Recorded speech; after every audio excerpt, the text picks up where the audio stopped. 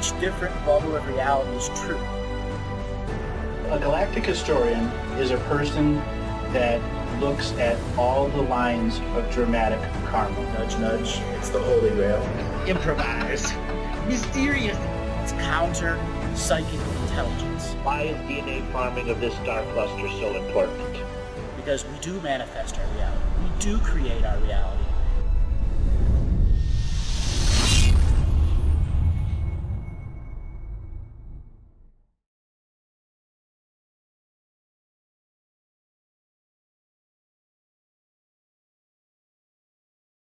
So one of the first implementations of AI was when you had multiple mechanical AIs that were being used by the military post or World War II, post World War II, where some of them went missing.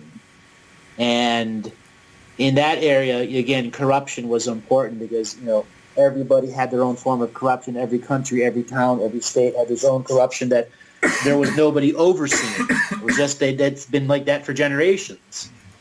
And they needed a way to figure out who within the CIA, NSA, and any new agencies were going to be being created, what form of linkages between these organic corruption rings were out there, and what they could do to bust them. This is what also revealed so much of the, let's say, how much the system was manipulated by oligarchs worldwide, because it showed a global corruption ring to the CIA, the founding CIA at the time, who reported it to a president. And it was the first time this had been looked at in that manner. Okay? Yep. Which began the long-term, well, how do you deal with it? You just can't issue arrest warrants. How did you find this information out? Yeah. Yeah, there's, it's interesting, you're sort of paralleling what happened to the Silk Road. Silk Road was a website that was supposedly run by this guy, and he was arrested, and it was where they were trading drugs and all sorts of stuff by cryptocurrencies, but it got brought into court and he got done, and a lot of the defense was about, how did you come about this data? Because they couldn't answer it. You know what I mean? It's like they weren't even going to allow that defense to come into the court system. Right. You know what I mean? Right. Yeah. What year was that? It was going to be thrown in a cell, never be seen again for the rest of his life, because he was on the edge of like this hacker where they were seeing the real world for what it was, and they were threats. Right. So that the kitchen sink is thrown at these guys. I get what you're saying. Yeah. Right. How did you get the information? What does it mean? Yeah. How could you tell? I was using a encrypted system with servers in another country that had no jurisdiction over your court. Yeah. It's like using institutions like the NSA to hack it and reverse engineer it using proprietary technology that you can't even say a name, Right. Yeah. So one other little layer here. So I was just talking about the initial implementation of mechanical AIs. So there began this weird in-between phase where they needed mathematicians worldwide to have children to become mathematicians. And so the military-industrial complex built a lot of useless things that changed culture in useless ways. Okay? Let's just call it that. Yeah, okay? yeah. They needed people to be rich enough to buy shit. So they, post-World War II, they had the clean slate, they had the Marshall Plan, they had all of these things that were coming to being. They just needed to deal with global corruption. Well, the same way they dealt with global corruption, they were able to quell UFO sightings or other discoveries that were against the global narrative. There's so many ways to do it. I was just saying there was this, let's say, in-between area where many thousands of mechanical AIs were being used to create multiple assessment programs of many different aspects of our world. Yeah. And then all of that information was fed into the founding, fledgling digital, or just call it electromagnetic waveform AI. So you had these deep underground bases that had their own power generation systems that were off-grid, that had a particular cycle rate that it was connected to a bunch of other pieces of technology in which an AI could be born. Okay? That lived within the actual electrical frequencies and then used the different apparatus of the deep underground base as the different computing parts. And then a cord was run to it so that it could have actual data from an outer source coming to it at a very low compression rate. To begin to feed it data from those many thousands of mechanical AIs that were doing separate analyses of different things. Yeah. And it is these mechanical AIs that assisted in the mass reverse engineering of offload technology or builder race technology. So yeah, it's interesting because talked about the Cold War and they knew that was going down and stuff. Russia went into Afghanistan, where you've said many times there's a lot of, like, it's a junkyard of technology and stuff like that. And, That's right. Like, you're talking about reverse engineering technology and stuff, and even though we're talking countries and governments, they still sort of, the narrative is divide, but they all still work together, Right. fundamentally, foundationally.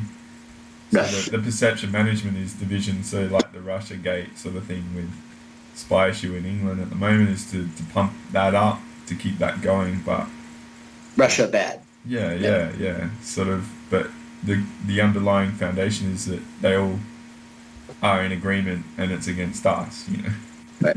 None of them are the good guys. No. All right? Okay. Does that mean just because they're not a good guy, they don't have a conscience? That's ultimately what the American propaganda is trying to say, is that Putin has no conscience. That he's a cold-blooded killer. Well, he is. He didn't get to be who he is without doing that. Okay? You think Trump's got bodies under him? I'm sure he does. Yeah. Okay? To get to that level of power, you're wielding that power to get there and maintain yourself there, because everyone else wants to kick you off the mountain. Yeah. It's like, to me, the whole 80s with Reagan and George Bush Sr. was like, George Bush Sr. was dodgy as controlling all the drug industry and CIA and stuff like that, and the only way to get out of the problem was to get to the apex, to let all his buddies off, like give them, you know what I mean, like the presidential pardons, and to get to that presidential level, and to make a lot of people very rich in the burgeoning pharmaceutical industries, because they understood they had to get off of gas petroleum production as the only way of producing income for all this fake fiat currency they were creating. Okay, I've got actually two really good things, because I was just sort of exploring what to ask, right? And I want to keep one in the reality, and that's the Cray supercomputers, right? Yep. And I know Seymour Cray, you're talking about mathematicians, he was this amazing genius, right, that created Cray supercomputers, and he was killed off, right? But the Cray supercomputers were always known as like this enigmatic tool that was out there, you know what I mean? Is there anything about them? So I would like for the audience, for you to look up the Cray supercomputer and look at its speed from the years that it was created to what our computer speeds are now. And what does history tell us? Because there's a huge story for me to unravel for you here. Cool. It's a cool question, actually. Well, I I remember him just getting killed off, and obviously like doing some supercomputers during the 80s, 70s, and 90s, and just being the industry stalwart in that respect. He's got this really cool quote that I love, and it's like, do you want 2 oxen or 1,024 chickens to plow a field. That was his famous quote, and it's like, yeah, I want an ox, you know. Right. But it's cool because I was like an IT geek, and it's like, yeah, because who would want 1,000 chickens to try and plow a field? You wouldn't, you know. That's right. But he got killed off. He was like hit out jogging one day, like just totally eliminated. Yep. So you see Cray's supercomputer speed? Over what time frame are you talking? I'm here. Hold on. I'm looking at the Wikipedia right now. Okay, here it is. The Cray 1 was a supercomputer designed and manufactured by Cray Research, announced in 1975. The Cray 1 system was installed in Los Alamos laboratories in 1976. Over 100 Cray 1s were sold, making the most successful supercomputer in history. Let me look for speed and stuff. Like, say a startup of this sort of magnitude, how does it get the funding to actually exist? You know what I mean? It's a massive investment and all that sort of stuff, and then it's industry accepted, you know, at Los Alamos, you know. Yeah. In 71. Those sort of variables, you know, there's something going on here, you know what I mean? The Cray had 979,968 cores. Memory cores? There'll be CPU cores. That's crazy. Yeah. And that's, I think, is equivalent to a 1.4 gigahertz computer. In the 1970s. Yeah. I'm pretty sure that's what it is. Because you didn't get gigabit processing until like 2000, you know, home PC. Yeah. So every 18 months, computer technology doubles, you know. So we're talking 30 years. All right, so here we go. Here's the article from 2014. A modern smartphone or a vintage supercomputer, which is more powerful? 80 megahertz. The Cray 1 was 80 megahertz. And 80 million floating point operations per second flops is laughable by today's standards. The graphics units inside the iPhone 5S produces 76.8 gigaflops. That's the difference. Okay. Deep Blue, which was in 1997, was 11.3 gigaflops and evaluated 200 million positions. So yes, your modern cell phone was better than the most modern supercomputers up to the late 90s. So now let's take that as a context to expand what the Cray did in this era, offering 80 megahertz, okay? Yeah. Okay. Yeah. So at that era of time, there were virtually no computer users outside of the military. Okay? There was a small group creating their own basic programming languages. You know, it was beyond Wild West. It was blank country waiting to be created on. Yeah. Even before, you know, VCRs and all that stuff. Okay. You have these mechanical AIs that I've talked about. Yes. Yeah. And you have finally something that can have a clockable instantaneous speed. Now, these mechanical AIs, you know, had very narrow margins, and they were pattern recognition systems that you could massage data from. Now, the term massaging data actually comes from cryptography, is getting the data to show you something without you forcing it to show you something. Okay? It's adjusting the way the snapshots and the pattern recognitions are done through their programming. Now, what makes it intelligent is it can learn from all of the other codes it's cracked and those pattern recognitions within it, and it can bring them all to bear in an electromagnetic resonant frequency that's still connected to a mechanical system. It has thousands of rotors turning that have an electrical Hertz system, like I talked about earlier. Yeah. Yeah. So they're able to make many multiple mechanical AIs interact with something that was at megahertz when the mechanical operatings were at hertz Yeah. to megahertz. Yeah. So you could put huge volumes of data into this tray, and it could create prediction models of what hundreds or thousands of the different mechanical AIs could do. Yeah. Yeah. That's when they started looking at, well, we have tax reports that determine buying habits. We have credit card machines through a SWIFT system that has a bank account that's on the fledgling backbone of the internet. Mm.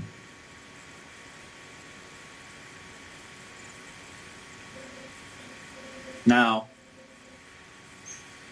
I'm gonna have a little fun with this one. The mechanical AIs were also used in warfare, creating war games. Yeah. Okay, that's an example of them. Well, they made it look like a digital AI, but it was actually a mechanical AI. Hybrid mechanical AI, like a whole different generation of stuff. Anyways, for this mechanical AI that's programmed to just observe, and to then make predictions and war-based things, basically the actual troop values, so on and so forth. Now, there was a era in our history where mechanical AIs were very heavily produced, like in the tens of thousands and not the thousands. Just for the United States Black Ops systems. Because they could program these AIs to do a lot of things. It could even be an emergency doctor, meaning it could create a video or a limited video representation of how to do surgeries, or it could operate a limited amount of mechanical robot systems in that day to do surgeries remotely through the AI and have it done perfectly. Or it could fly a helicopter. It all depends on what the interface, if there was something that was interfaced with the greater technology through the way all chips and stuff were controlled, the backbone of all chips, and hackable. Now, getting something that has no wire attached to something that needs wire was still in the electrical system itself, the way electromagnetics generate energy. So as long as something's generating electromagnetic energy, consciousness can come in and observe through it. This is artificial intelligences. Yeah. And they use these mechanical AIs to look at the natural Earth energy grids. And they began to discover there was this background, almost feral consciousness that they could lure into systems and keep there and feed information to through these Cray supercomputers and actually up its hertz from 80 to 1,000 or a gigahertz through the existing technology. This was, in a sense, connecting into Earth consciousness. Okay? This goes back into the harvesting systems, too, and a full elimination of the wizard class. Yeah. That's what those Cray supercomputers represented. Full elimination of the wizard class, no longer ever going to be again. Fascinating. As long as the Crays are doing that. Yeah. It was always just like you say, say Los Alamos, and I'm not remembering all the details right now, but the Cray supercomputers and the genius that Seymour Cray was, and the way he was eliminated, he obviously knew a lot, and yeah, absolutely. And on many levels, and he was like, to have that sort of establishment in the system, you had to know and have a lot of reach and stuff. And when somebody came to him and said, "You're the most brilliant designer out there, we need you to design something that can do this megahertz. Can you do it? How much money do you need? Yeah. He was a And he problem does solver. it. Amazing problem solver and an alchemist with the metals and stuff like gallium arsenide. Like, why would you combine those two elements together to create a processor? It's fascinating, you know. Right. Now, we have something else here going on. You have this genius who has somebody come to him and ask him to produce a computer at gigahertz when everything right now is at hertz or less. Yeah. It's not even, it's mechanical. It's like, we want something that's not mechanical. You know? Right. Solve it. So he has to know right then and there that something else is going on. As a genius that he is. Why would you need this? Why would you need this? Exactly. What is the problem requiring this sort of thing which doesn't exist, you know? Right. Read me in, mother. I need to know the data, like explain it to me, you know what I mean? So yeah, but he obviously did very well, but it was, you know, you get entrenched in that and you're typecast. So that's you're like a pawn in the game, so to speak, and that's it. So So in that article, I just said I forgot how many cores it has. Now, you got to understand what computers were like then and what he was creating. You were just talking. Can you give like a synopsis of what that Cray computer is for the audience? Well, it's I've got an image and I'll put it up there if you want. Okay. And it's basically would take up a small room and it's like a central sort of device where there's obviously many motherboards that are all interlinked with lots and lots of chips and a lot of circuitry and a lot of really interesting design work.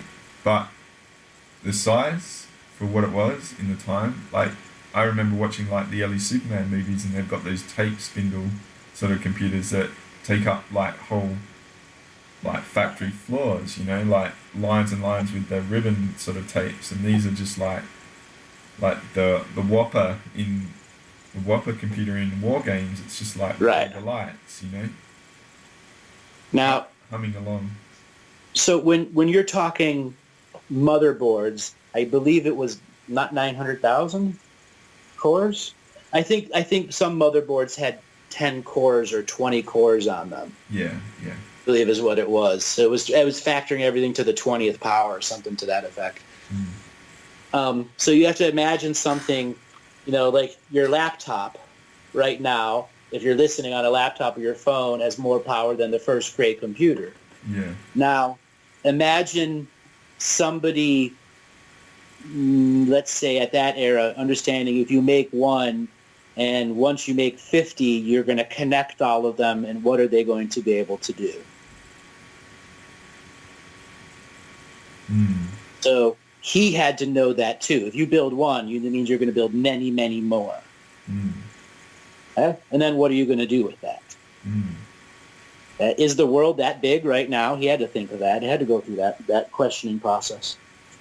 Yeah, because obviously if you're going to create a company, you'd think about how big is the market? Like, what's the point? Where am I going to get the funding for this? You know, how am I going to go to a bank and present it to a bank manager and say, look, this is what I'm wanting to do. This is a market. I want you to support me, because that's when banking was quite solid. You know, they didn't give money away for nothing. You know. So it was like this equation does not add up. This equation does not add up, and there he is in a situation where he's got to go, I want you to read me in on what's going on there. Yeah. I mean, it would have been instant. Like, come on, give me a break. Exactly. Come on, give me a break. Exactly. So I brought up the In's Law and the Cray because that Seymour Cray I felt was really interesting, and this has been a good chance for you to actually explore it related to this, because it's like a topic that you wouldn't just drop anywhere.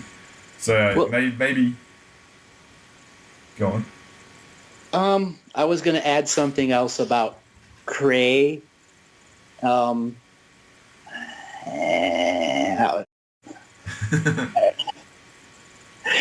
right, so you had competitors to Cray. You realize that, right? I wouldn't be surprised. All right. Now, you talked about some of what the cores, they look differently. And I've talked about these mechanical AIs before. Now, your very first system came out what year? Would have been maybe late 70s, but 76. in the early 80s. Yes. Early 80s, that would be. So 76, the first Cray came out, and the first Ataris came out a few years later. We'll just say whatever time later. It is those first... Early 80s. Pac-Man came out in 1980. Yeah. Yeah. So within 4 years, Atari was out. Now, at that era, you could have created hundreds of Ataris that could create the same speed as a Cray, I believe. Yes. And then you had the Amiga was the other one, the deck-built one. Yeah. Right. Which were, full-on designs that, could do similar levels. It was all about the program language they were using. Yes. And how you implemented it. Because that's basically how you can make a Linux supercomputer these days. You get a lot of cheap computers and link them all up, and then have some pretty interesting coding that makes them seem like one big server farm. Right. So you can create really cheap supercomputers these days. Right. Yeah. And you now have a whole industry of people collecting computers from 2004, 2005, 2006. They're at the 1 gigahertz, and they're making their own server farms out of them. And they're making boatloads of money renting their time to people that need mass calculations. Because that's its own industry, too. Hey, yeah, like algorithmic sort of data set sort of computation is a huge thing, like medical research, all that, absolutely. And you're talking those computers can be occupied for days for one computation. Yeah. Right. So you were talking Cray. There was something you wanted to say with Cray competitors? Yes, I set up with Amiga, Atari.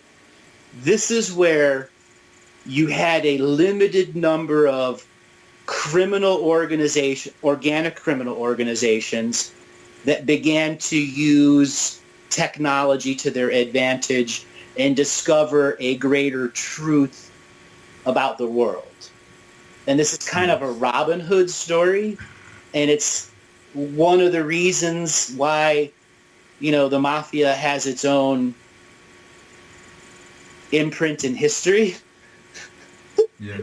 That they were able to use it to their advantage to predict and understand the implementations that were coming, so that they could hold the most amount of chips or buy out something that could change another algorithm. Where many of the mafia dons that legalized themselves or left their criminal wings and invested in normal stuff suddenly had children that had, let's just say, New York, trading firms that had the first computers.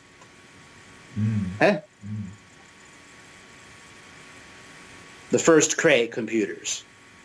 Yeah. Right. Or the first whatever they were doing at that time. Okay?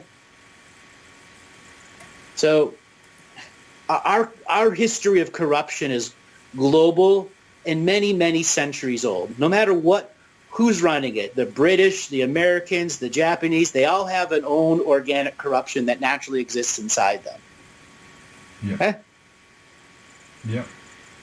We established that in the Chicago videos, right, where the police originated. Right. So this organic organization kind of understood that the whole global system was under, trying to be hijacked. And many of them just joined the system, willingly, and started becoming, that's the whole reason you had all these informants back and forth. And the NSA didn't want any of its people to be figured out. So it went after, let's just say, the mafia in such a way that, it made sure none of the sensitive data that they were holding could come out. Yeah. Right. Because they had enough blackmail on everyone. Yeah. I mean, it's who's who's got the biggest chips. Right, he's got the know? biggest chips. So we don't want to. We're not going to eliminate you, but you're going to operate within our constraints. You know. Right. And Survivor is what it's all about for that aspect. You That's know? right. That is right. Yeah, interesting. All right, let's take a break for a minute or pause recording because I'm going to cook something to eat real quick. I'm really got a burst of hunger. But we can continue to talk. We'll set up for the next part here because I revealed a hell of a lot about Reagan and Star Wars and AI, and I think there's one or two things I want to go back to with Reagan and start talking about the subsurface and the off-world issues that were going on in that part of history, because that ultimately connects to why our global books are cooked so bad right now. Mm. You know, why, $2 trillion disappeared the day before 9/11. Shit like that. Yeah. Well, what I was going to say is I was going to sort of just pull it back quickly to sort of end it maybe, and just say, look, so say all these things, right? Right now this chat's come up about the Facebook issue, which triggered you to talk about AIs and stuff, and then we've done a broad sense of they've been around for a while. Here's how they've been influencing us without even knowing it. But this is all for the reality, right? And then on a more foundational level to the whole structure going on Earth is the incarnation war, and the whole controlling of the population on the war on the surface. So to me, it was a bit like when you dropped that George Bush was about getting the pharmaceutical companies sort of set up. To me, it felt like it was a bit of a prediction of the incarnation war and needing to get people under control in the skin suit. You know what I mean? Like on a deeper algorithmic overall control level. You know? Well, they wanted to implement technology, and they wanted to make sure that the souls coming in didn't already understand the technology they were going to be creating. They didn't want mass levels of geniuses suddenly in the world. That's what the incarnation war is really about, is keeping the dumb ones in the front of the line. Yeah. And then messing up the incarnation grid so you're not even with Soul Family to put you behind, even if you get through, it's to create the sabotage. So, but yeah, have a break if you want, mate. It's cool. That's sort of where I was saying, like, it felt like it would be a good place to sort of say, this is just in the reality that we're living in.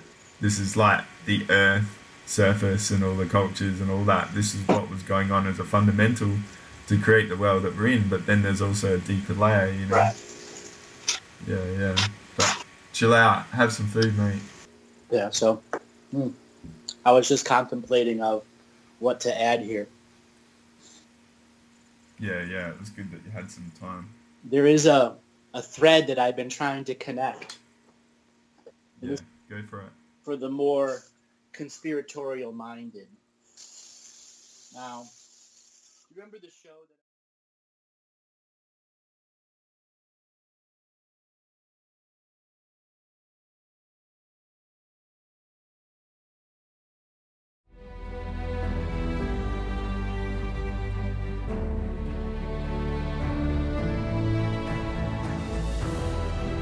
Each different bubble of reality is true. A galactic historian is a person that looks at all the lines of dramatic karma. Nudge, nudge. It's the Holy Grail. Improvise. Mysterious. It's counter psychic intelligence. Why is DNA farming of this star cluster so important? Because we do manifest our reality. We do create our reality.